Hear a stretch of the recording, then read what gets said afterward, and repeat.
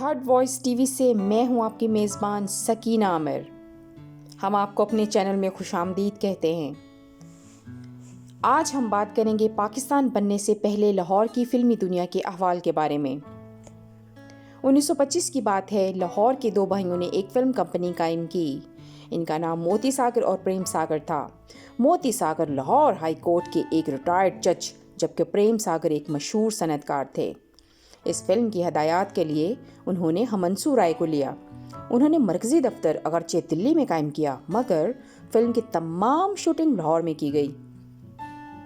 इस फिल्म का नाम लाइट ऑफ एशिया था, जिसे हमंसू राय ने डायरेक्ट किया था।